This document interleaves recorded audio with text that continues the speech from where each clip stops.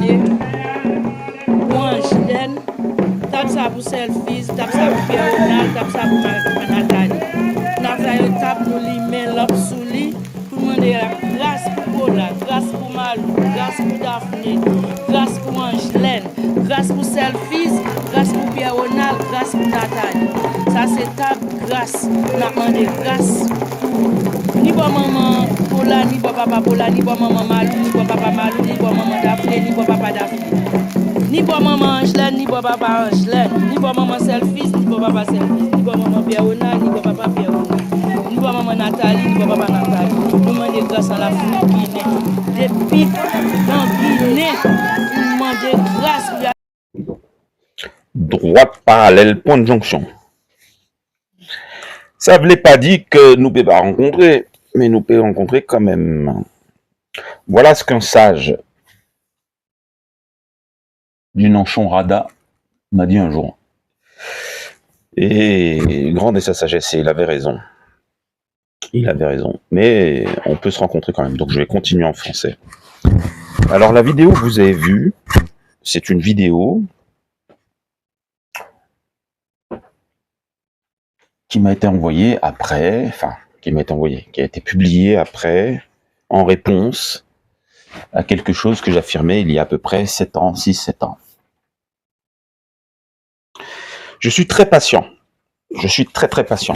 Dès le départ, quand les fils de Seth ont commencé leur ministère public, des personnes sont venues à moi et m'ont porté à mon attention certaines informations. Je suis très patient. Je suis quelqu'un de très patient. Je suis taureau.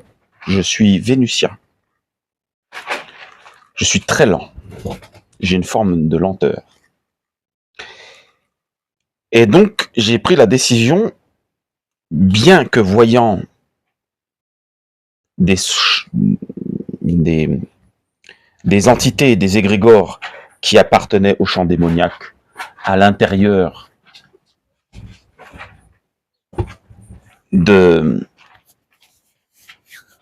ces informations, je résolus de me taire,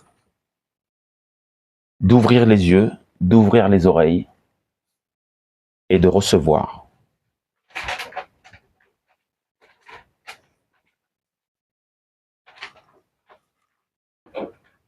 Dans cette vidéo, voilà, alors je vais pas rompre avec les secrets du vaudou auquel je suis affilié, bien évidemment. J'y tiens beaucoup au vaudou. Je l'ai attaché à mon cœur. J'aime le vaudou. C'est ma tradition, c'est la tradition de mes ancêtres. Qu'ils soient du côté mère ou père, car dans la Torah, ce n'est que du vaudou. Côté Moïse, ce n'est que du vaudou. Moïse est un initié d'Égypte. C'est une sagesse qui provient du ciel et j'en ai rien à foutre de ce que le Vatican affirme. J'en ai rien à foutre de ce que les gens pensent. De toutes les façons, si la vérité avait été populaire, nous l'aurions su depuis 12 000 ans. Donc, je réponds. Donc voilà, je n'ai pas répondu. Ça fait 6-7 ans que je n'ai pas répondu. Suite à cela, la partie mire m'a envoyé des informations qui corroboraient cette vidéo. Voilà. Et maintenant, après 7 ans, je vais parler. Et je vais l'ouvrir. Et pour cela, je vais vous demander de faire un exercice. Fermez les yeux. Activez votre capacité de contemplation avec votre habitation mystique, bien évidemment. Et laissez Papa Loco, Thoth, le régénérateur de la connaissance. Le régénérateur, celui capable de ressusciter ce qui a été perdu. Écoutez-le.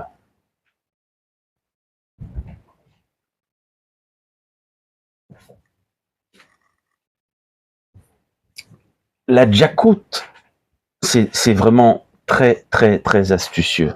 C'est vraiment très, très... Je suis en admiration devant le vaudou. La Djakout d'Azaka ne peut être ouvert que par Papa Loco. C'est vraiment très, très, très intelligent. Très honnêtement, soyons honnêtes. Tout de suite, je vous arrête et il va falloir que nous soyons honnêtes. Le peuple de la Terre qui exploite le plus son cerveau étaient des Noirs africains. Enfin, des Noirs. On va être honnête. Ceux qui ont une connaissance profonde de la métapsychologie, on n'est même plus dans la méta, on est au-dessus, ont été des Noirs.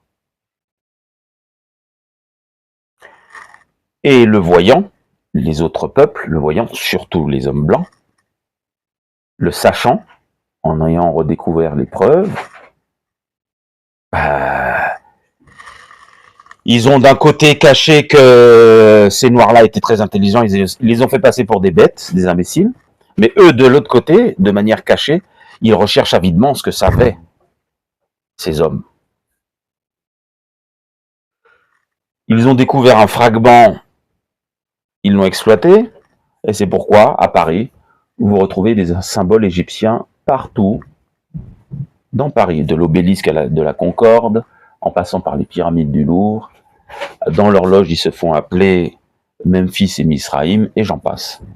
Mais publiquement, ils vont laisser propager l'idée, ils ne vont jamais lutter contre le fait que l'homme noir est le plus bête de la Terre et le plus sauvage. Et c'est pourquoi vous avez aujourd'hui des statues d'hommes qui croyaient et qui avaient cette doctrine sur les places publiques. Ils veulent que cet égrégore continue de se propager au sein des populations françaises et que cette vibration continue de se propager. Donc c'est quoi leur intérêt? Cacher que nous sommes le peuple qui avons créé la civilisation alors que les hommes blancs entassaient des pierres non taillées dans des forêts d'Europe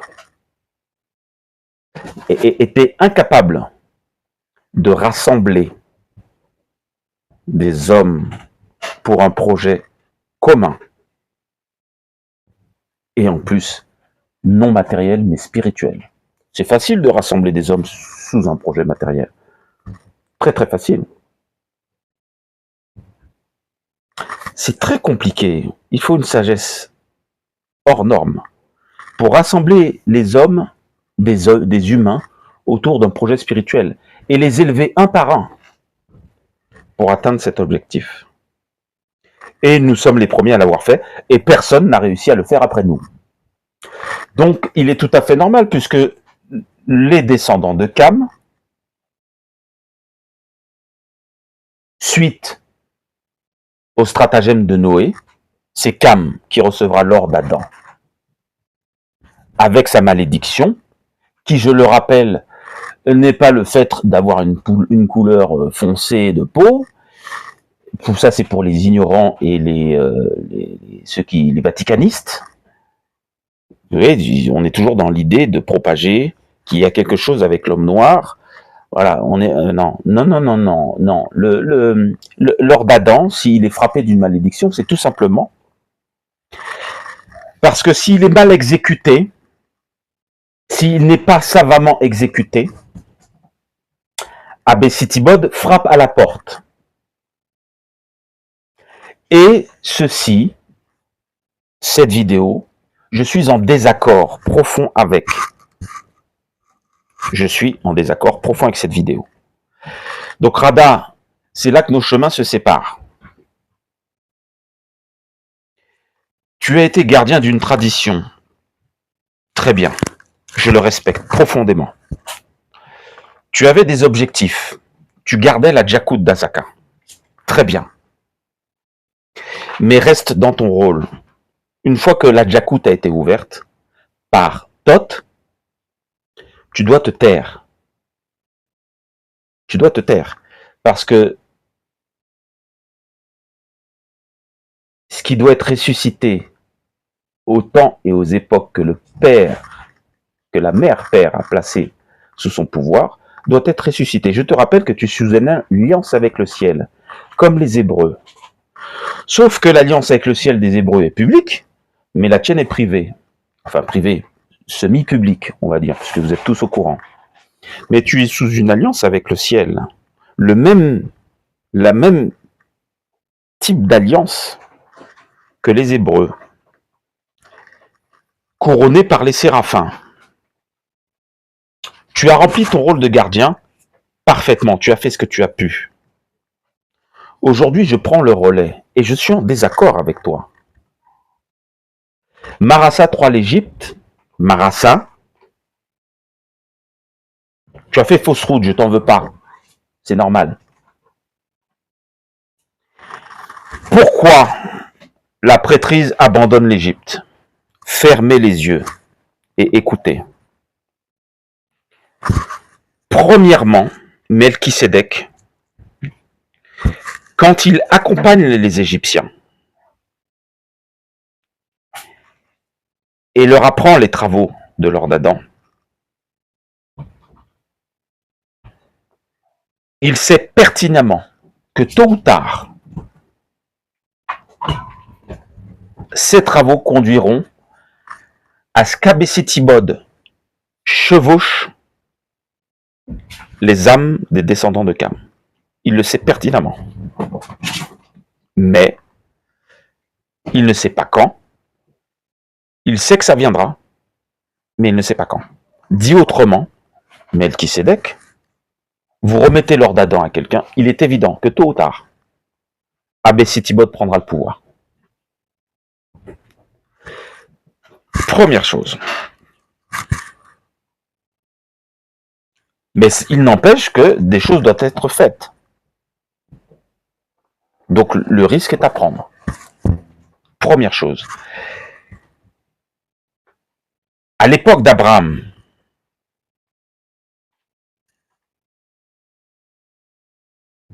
Abraham sait que l'Égypte va décliner. 400 ans avant que les Hébreux sortent d'Égypte.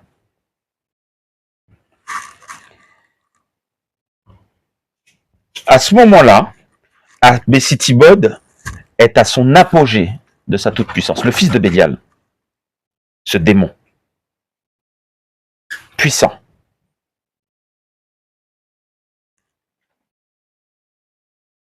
Première raison.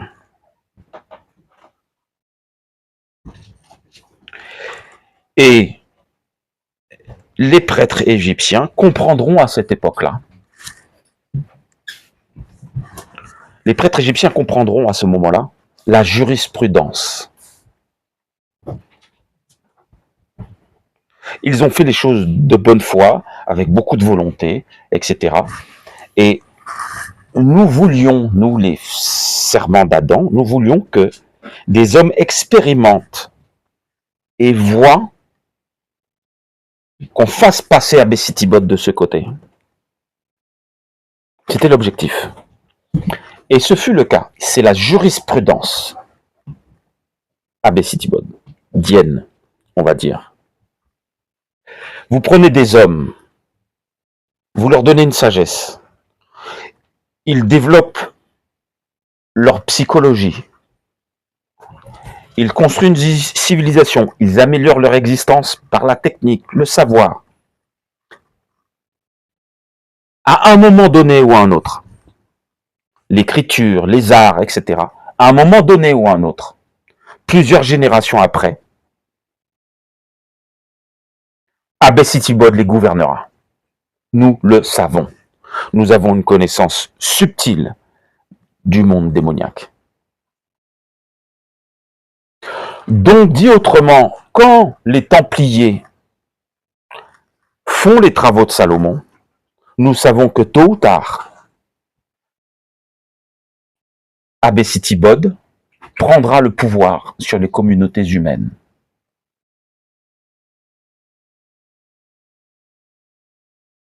Moïse et les prêtres Rada ont mis Abécétibode sous la mer Rouge. Salomon ira le chercher. Et je n'en dirai pas plus. Donc c'est la première raison. Loa Marassa, écoutez-moi bien. C'est la première raison. La jurisprudence du fils de Bélial. Deuxième chose, la jurisprudence Nimrod.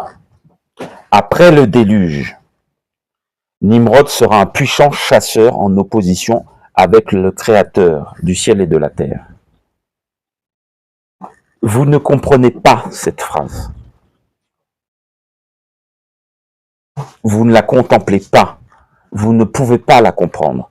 Il faut connaître la bibliothèque de l'or d'Adam sur le bout des doigts pour comprendre cette phrase. Donc, je vais vous expliquer. Nimrod est fils de Couche, descendant de Cam. Nimrod sera élevé dans la sagesse des Égyptiens, des Kamites. Et à un moment donné ou à un autre, au lieu de prendre cette sagesse et d'élever son âme, il y voit un objet de pouvoir.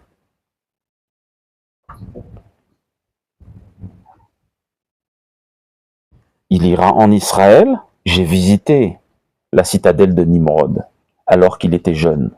Comment je sais qu'il était jeune? Papa Loco. J'ai visité sa citadelle en Israël.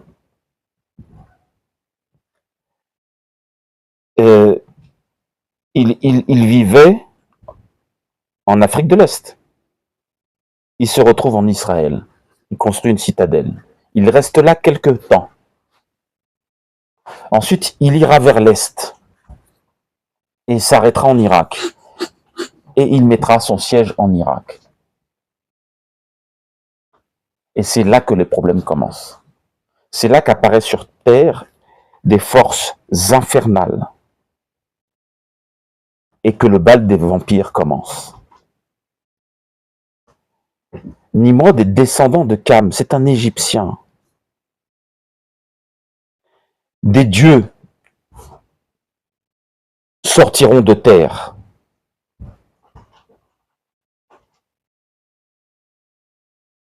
Des dieux que la terre n'avait jamais connus sortiront de terre. Une tradition atlante sortira de terre et le bal des vampires commence. Nimrod n'était pas assez intelligent pour intégrer toutes ces choses. Moi, je vous le dis, son élévation dans l'or d'Adam, elle n'était pas assez profonde. Il a trouvé quelque chose en Irak. Il a trouvé ce qu'il cherchait. Et il élaborera un plan à l'aide de ses dieux. Il aura une vision sur des millénaires. Ces dieux lui octroieront un pouvoir qui lui donneront une vision sur des millénaires. Et aujourd'hui, nous y sommes encore, nous sommes en 2025. Ses descendants sont toujours présents.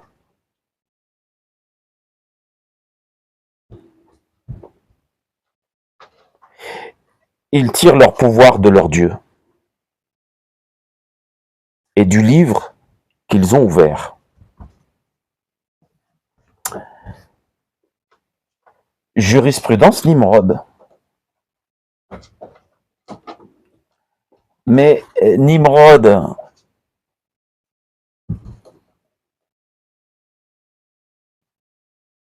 ces dieux lui font des demandes particulières. Ce sont des dieux particuliers et ces dieux lui font une demande particulière.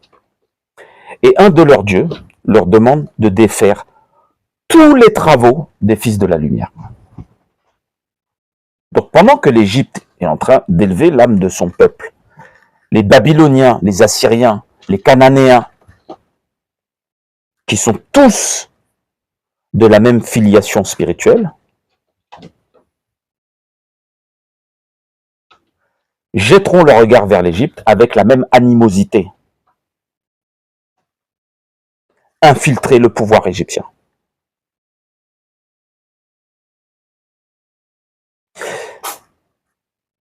Abraham rencontrera Nimrod. Nous avons les textes. Ensuite, il ira en Égypte et il rencontrera Melchisédek, qui est alors fort âgé. Mes amis, nous parlons de quelque chose de sérieux. Je vous demande de repousser tout ce que le Vatican vous a appris, tout ce que cette Bible romaine et césarienne vous a appris. On est dans quelque chose de très sérieux. On parle de l'histoire du peuple noir. Ça a commencé avec nous, ça va finir avec nous. Les Blancs n'ont rien à faire là-dedans. Les Blancs ne comprennent même pas les travaux de Salomon. C'est sous notre responsabilité.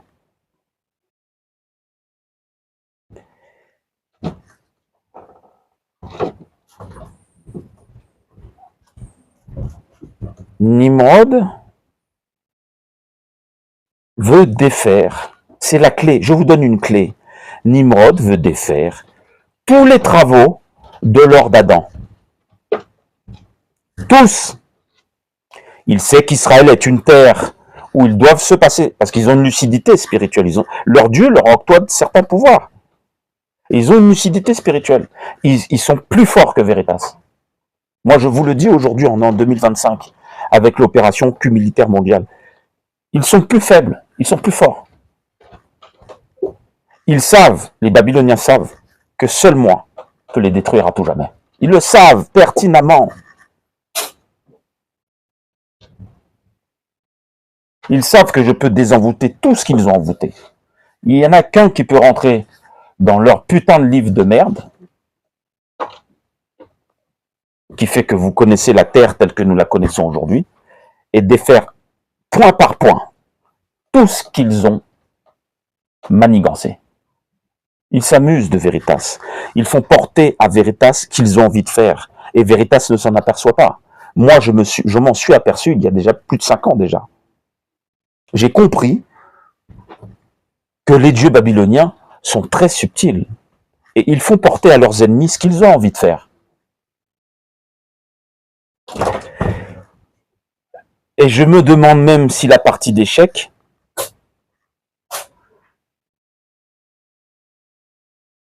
n'est pas déjà galvaudée par leur Dieu. Ils ont l'illusion qu'ils gagnent. Mais quand je jette mon regard dans leur grand réveil, pour moi, ils ont perdu. Il ne faut pas sous-estimer la magie de Nimrod. Et donc, j'en reviens à vous dire que si c'est un puissant chasseur en opposition avec la création, et que des fils de la lumière font des travaux pour arriver un jour à faire un jour des propitiations au temps de la fin. Ben les Babyloniens sont pas bêtes, ils comprennent tout ça. Et eux, ils ont foi. Parce que le plus absurde dans tout ça, mes amis, c'est que eux ont foi dans les prophéties des fils de la lumière. C'est ça qui est terrible. Aujourd'hui, en 2025, je me retrouve dans une situation terrible. Je vois des Babyloniens qui accordent plus de crédit et de considération aux travaux de Lord Adam que des vaudouisants ou ces putains de blancs avec leur opération militaire et toutes leurs conneries. Ils ont plus foi qu'eux. Ils ont plus confiance dans le fait que les choses vont se passer parce qu'ils connaissent notre Dieu. Ils le connaissent, notre Dieu, puisqu'ils sont chasseurs en opposition. Toute leur doctrine est en opposition avec la création.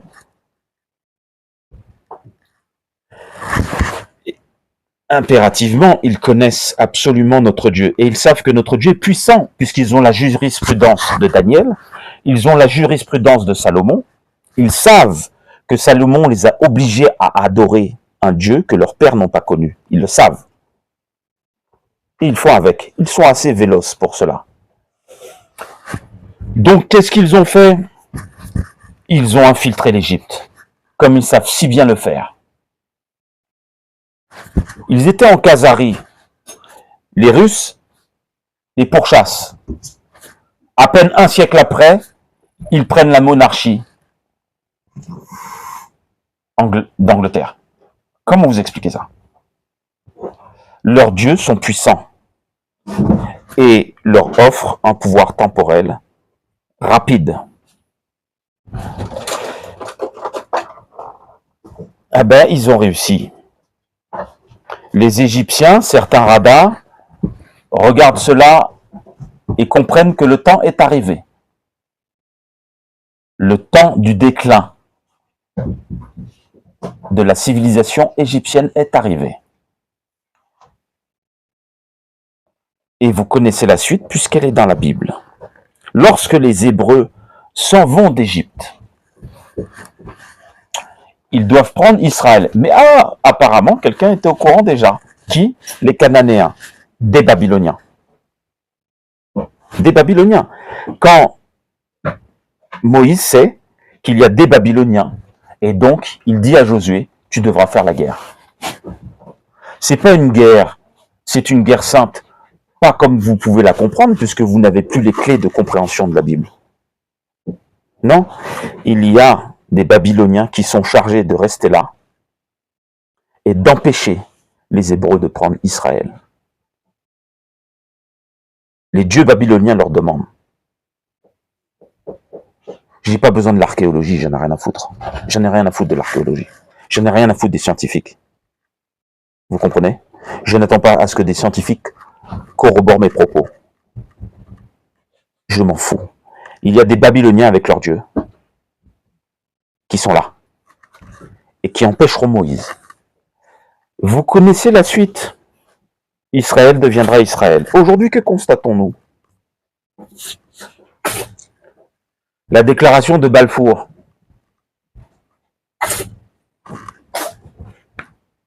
Elle est écrite par qui? Un descendant de Nimrod, Rothschild. Qu'est-ce qu'elle provoque, cette déclaration? Un conflit interminable en Palestine. Palestine-Israël. Les Arabes, en 600, savent tout ça. Regardez les Arabes d'aujourd'hui. Messieurs, on va être un peu sérieux. Il va falloir qu'on soit un peu sérieux. Le seul conflit qui est une impasse, il est en Israël. Les Babyloniens savent que je dois opérer en Israël au temps de la fin. Ils le savent.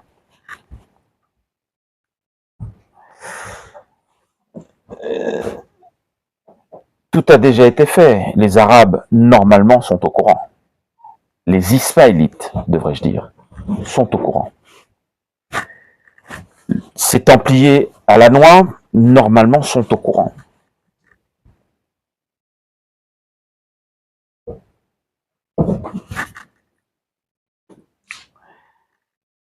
Donc, la vidéo que tu m'envoies, Rada,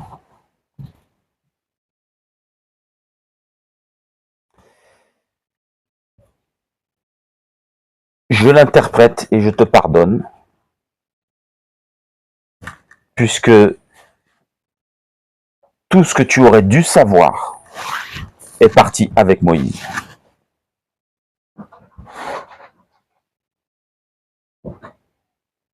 Tu es pardonné. Mais aujourd'hui, que choisis-tu? Tu n'es plus gardien, c'est fini. Ton rôle est fini. Ton rôle de gardien est fini. Maintenant, un autre rôle t'est destiné. Je m'adresse à la nation mystique, Rada. Ton rôle de gardien est fini. N'entends-tu pas la voix de tes ancêtres? Aujourd'hui, tu dois te transmuter. Tu dois aller vers autre chose, vers ce que tu es véritablement.